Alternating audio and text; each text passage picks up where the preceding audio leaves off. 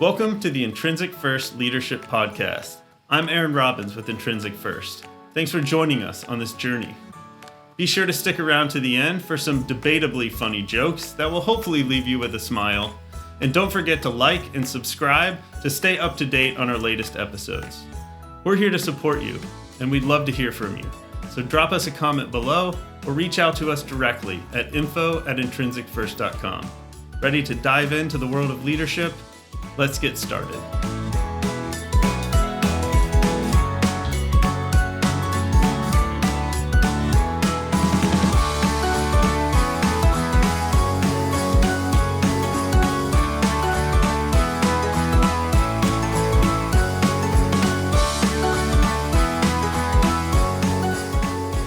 Thanks everybody for joining us.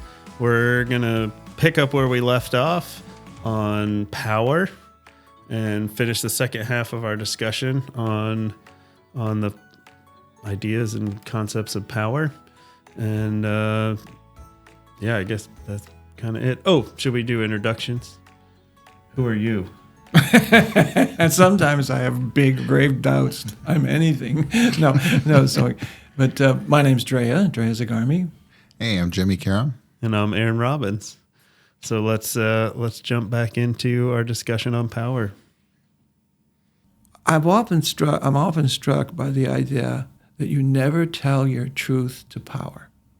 Now, and you might not have heard that before. Yeah, we talked about it in a prayer persona. But let's stay with it for a minute. What would be the disadvantage if people began to say, I'm not going to tell you what I know? Either I'm not going to tell you what I know about you, or the issue that you're dealing with, or I'm just because if I do, you're not going to like me anymore, and you could hurt me by freezing me out of the information that you have, I've been in situations where to tell the truth to power causes them to say, when I said that to this person, I said, something like, did you know that such and such was true? And it's my opinion that a lot of people see that. And this person said, I don't think you should say that. I don't want you to say that in public. And I don't appreciate it when you do that. Simon Sinek does a really good bit where he's talking about truth to power. And I guess his point in the whole skit or his bit is that it's about timing, right? It's not about, you should always speak your truth, but maybe just wait for the appropriate time to do so. Well, let's take one, just fun. And we've mentioned it before. But does this material make me look fat? Who's asking the question? Is that my wife or a significant person that's around you? Yeah, so you don't. Oh well. Now you're saying There's who's a asking? joke in there. What kind of power does that person I do not have? answer that question. I don't win. Because somebody's going to shoot the messenger. It's that funny joke about a frog that goes around the pond. He's asking each animal a question, and so he goes up to a cow and says, "Hello, Mr. Cow. What do you eat for breakfast?" And the cow looks at him and says, "Well, I just chew the grass on the ground, and it nourishes me." And so he goes up to a beaver, and he says, "Hello, Mr. Beaver. What do you eat for breakfast?" And the beaver says, "Well, I chop down trees and eat the leaves and the flowers that grow on the trees because that's nurturing." And then he looks at a snake and he says, "Hello, Mr. Snake. What do you eat for breakfast?" And the snake says, "Frogs." And the frog looks at him and says, "Don't see many of those anymore." So all of a sudden people know it's dangerous to say certain things to certain people, and that it'll always come back and haunt you. And so the issue of having wide-mouthed frogs asking stupid questions and doesn't know what they're doing in relation to it, the frog just. Mm-hmm. So let's go back to that this truth to power? Are you advocating that you don't always do that, or there's times where you don't? Well, the timing of it is an issue. Of course, you wouldn't blurt it out. Oh, yeah, that it's not the material that makes you look fat. It's your fat that leads to make you look fat. How? If you say that on the verge of something that's really important to you, like eating on the meal, no. It's just the idea that timing is irrelevant. The question is, what do you do with the truth that you know is true? So you can be tactful about it, I guess. Well, that's what I was say. You don't have to be like mean about. Still, you can you? Well, maybe this is a question. Can you still tell your truth to power, but not be mean about it, or too? I might immediately say, "Don't ask me that question." Feel that?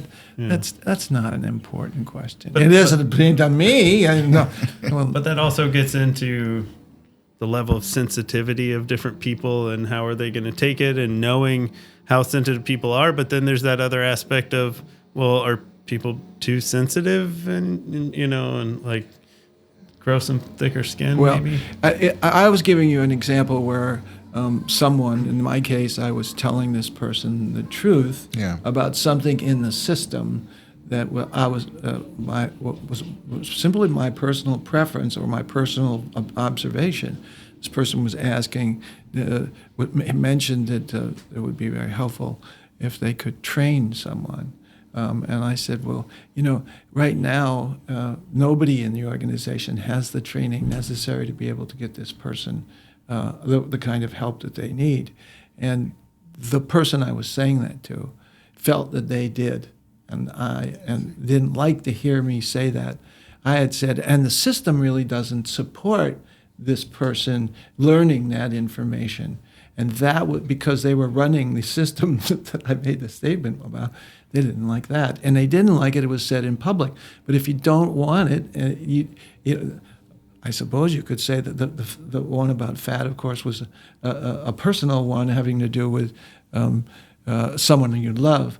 But I'm talking about you have to be really careful because there are sacred cows in the system, and oftentimes people don't know about those sacred cows, make comments about those sacred cows. Yeah, so like in that case where you're talking about to someone, you're giving them feedback on the system that they run, and that seems like it would be more positive and constructive. It would need to go that way, but maybe that would be something you table later, or you take it away from the public. But that's where the leader needs to really think about what's wrong with this and to give them good, non-judgmental feedback. Okay. And that's where I'm kind of going with that. And that's what a lot of leaders, they stop at that point and they don't take the time to really think about how to make this constructive. How do we get better from this position? There's something obviously wrong with the system in that case.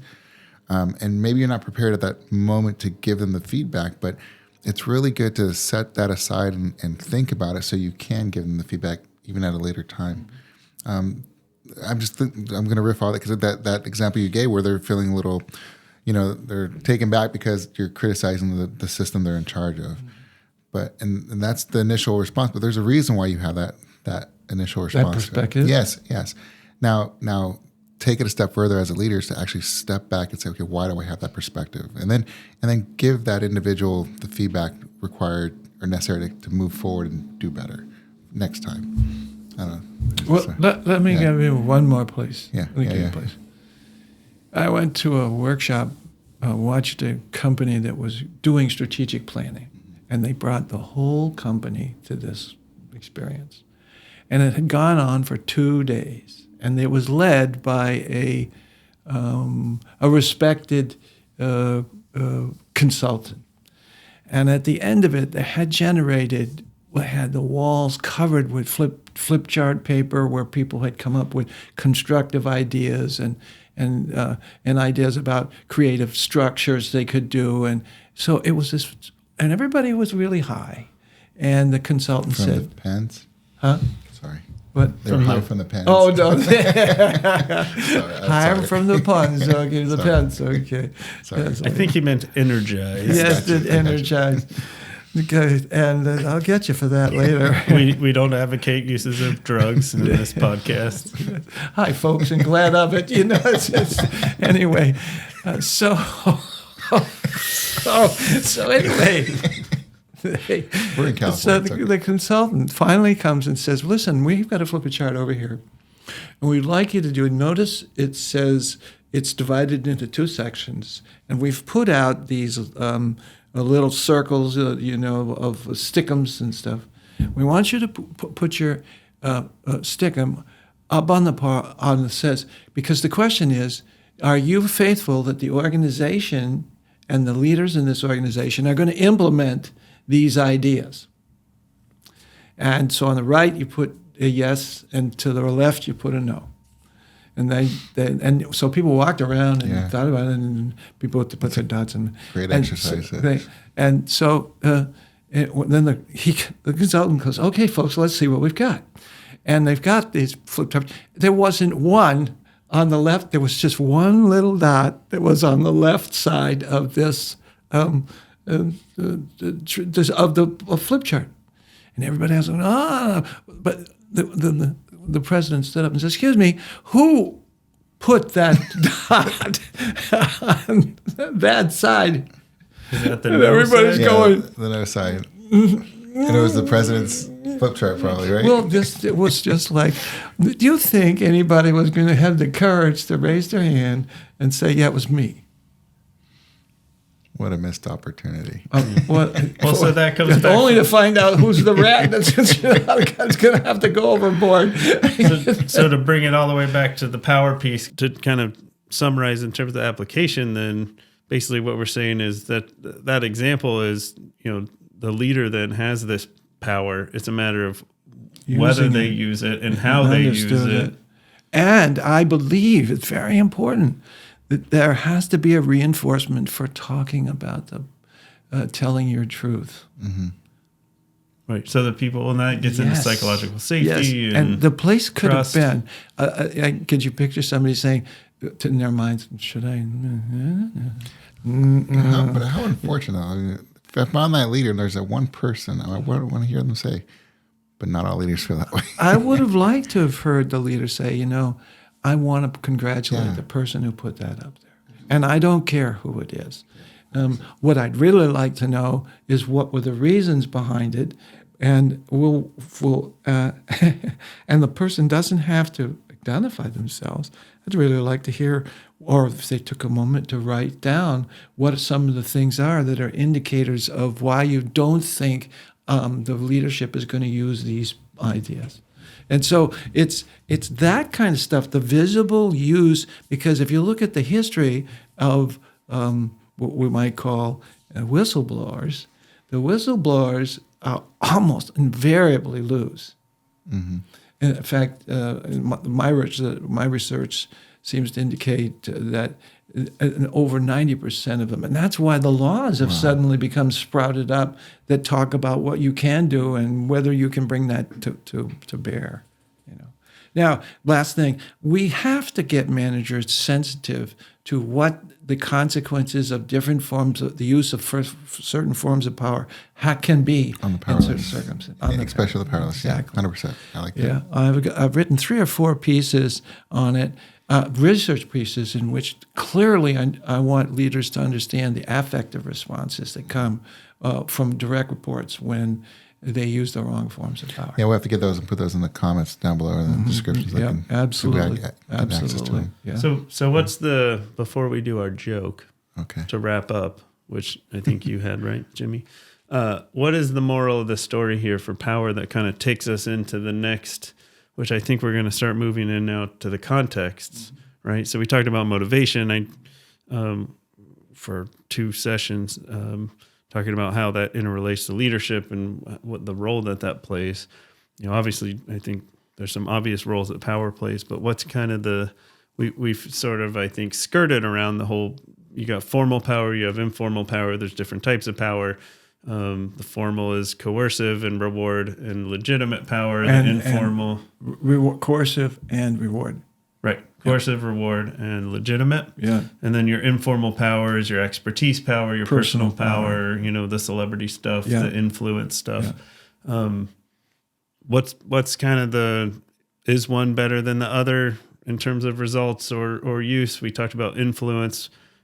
how do we kind of sum it up to lead us into the next? Well, let's just say that if we're going to talk about power and we're going to use it correctly, meaning that the welfare of the whole is recognized, the welfare of people is primary, that those decisions are not taken lightly and not built on, I don't want to have to set a precedent, but the last one, I'll say, the system itself has to cherish their whistleblowers, for example. That's one of the first things I want to tell leaders is, how do I cherish my whistleblowers, my public whistleblowers especially? Another thing is, how do I say that I want justice for people in the system? Well, you have to protect the people who are not there, who happen to speak their truth, or we have to protect the people for publicly speaking their truth, and that means true appreciation for what's done. So we need to do that. If people stuck with the podcasts that we're doing, they have to come to grips with what the implications are for the system's justice. You mentioned restorative justice, and there are forms of justice that we don't think about well enough. Do we want retributive justice, which is typically the question of using coercive power? Or put them in jail, or do we put them in a rehab center? Or kick them out of the organization, or send them up to the gulag, or something. Doing all kinds of things. As WD-40 says, share them with the competition. I like that comment that Gary Ridge said. Yeah, that's right. So. I'm ready for your jokes if that's what you're thinking of. Did you have some summary comments that you both want to say? No. I think what I'm gathering, and again, this is one area where I haven't done as much, research and exploring myself. But I think my kind of takeaway here is, it's not bad to use power. There's certain powers that can lead to more destructive or negative consequences from the perspective of an organizational culture or individuals within an organization. And it's more using power in the right ways and ideally focusing. I've always thought more informal power is better to use than formal power, because formal power especially can become especially coercive, but even reward, it's very controlling, even legitimate. And what I've learned from legitimate power, being in various leadership positions, is you don't even have to use it sometimes. Just it being there creates an influence, because sometimes people I'll hear like, well, they don't want to come talk to you because they're scared of your whatever. Like, what did I ever do to make someone feel that way? Like, and then that just makes you want, or for me anyways, it makes me want to just work extra hard to try to get to know everyone and build trust and relationships. Or how about this? Because you have that position power, it puts you in a position to be able to verbalize the reasons, the true reasons, and rational, important information that people would say, "Oh, I never thought about that." So it's using that power to properly communicate and create the culture of transparency, as opposed to leverage it to help yourself or satisfy, a certain small group. Or you got it. Yeah, you got it. So the last thing, it would seem to me that this is your fourth last thing. No, but you're good. I apologize. You don't have to apologize. But you can have four last things. Yeah, but I didn't want to. I wanted to stop. Let's make this your last thing. Okay. Yeah. There is a difference between restorative justice and retributive justice. Mm-hmm. Retribution. What do you think it is? One is to restore, to help them. How you do it. How you do it. Yes, one's got a positive, one's got kind of a negative. One I need revenge. The other is I want to move forward and be productive and constructive. And we happen to be in a world of not understanding the distinction between restorative and retributive justice. A lot of retributive. A lot of language is going on right now, and it's so when I think of some of the models, and I think what do you think is, we've been doing the retributive justice for years. You get the electric chair, you get to this, you get to that, you're going to 150 years of punishment of prison, the kinds of things like that. And you think about when I think about the Desmond Tutu and some of the other international people like Nelson Mandela. Yeah, Nelson Mandela is another one. Gandhi is another. Nonviolence positions.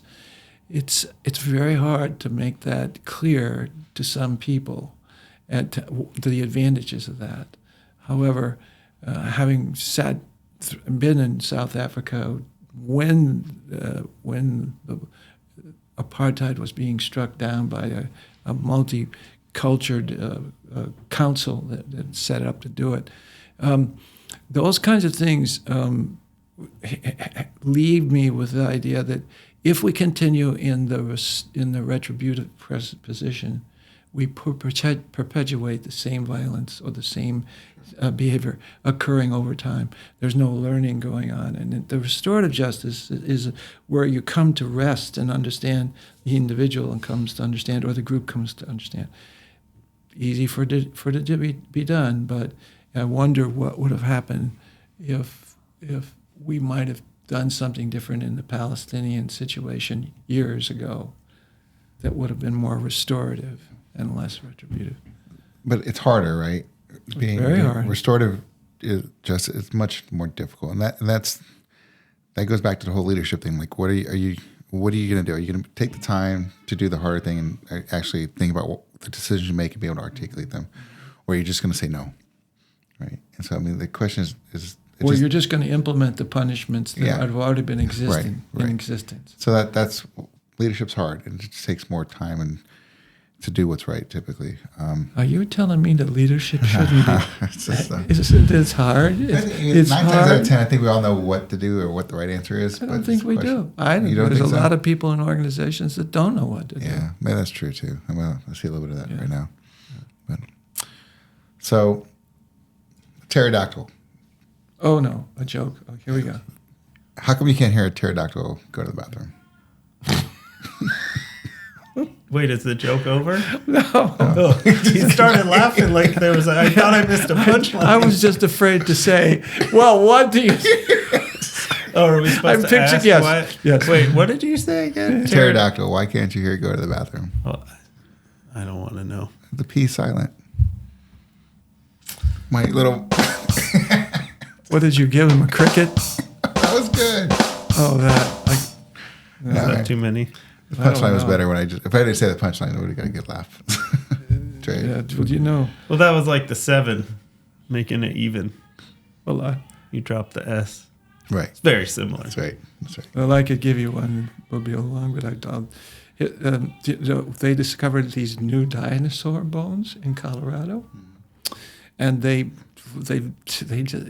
never seen it before, and so they all kinds of studies, and they realized that it was a fossil from a very, very rare form of a reptile, and they didn't know what to do with it, and they didn't know what to call it, but they found out it was nearsighted, and so they decided to call it. You gotta deliver it first. They decided to call it. I didn't think he saw us. Dog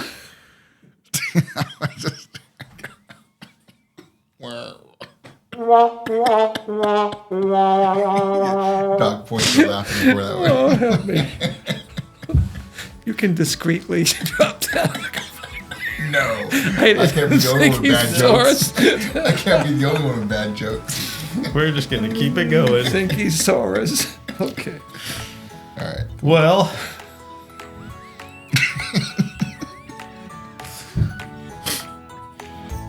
You got one? I don't even know what I'm speechless at this point. You got another one?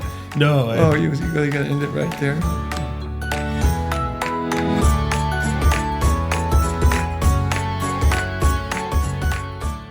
Congrats! You made it to the end of the episode. Thanks for tuning in. We genuinely hope that you found value in our conversation. If you liked it, please click that like button below and subscribe so that you can stay up to date on our current episodes. And if you didn't like it, you can click the dislike button, but make sure you click it twice. We're eager to hear from you, whether it's your thoughts, questions, topic ideas, or if you're interested in our leadership training and consulting support. Leave us a comment below or reach out to us directly at info@intrinsicfirst.com. We're open to any and all feedback. Thanks again for joining us. We look forward to having you back for more insightful leadership discussion. Until next time.